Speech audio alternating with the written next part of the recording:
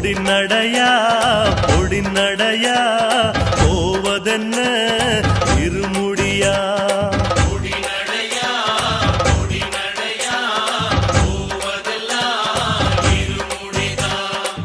கோட்டப்படியின் வழியே புகுந்து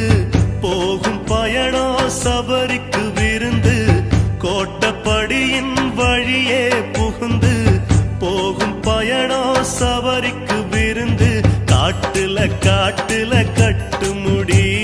காவலுக்கு சாமி உண்டு சரணம் விழி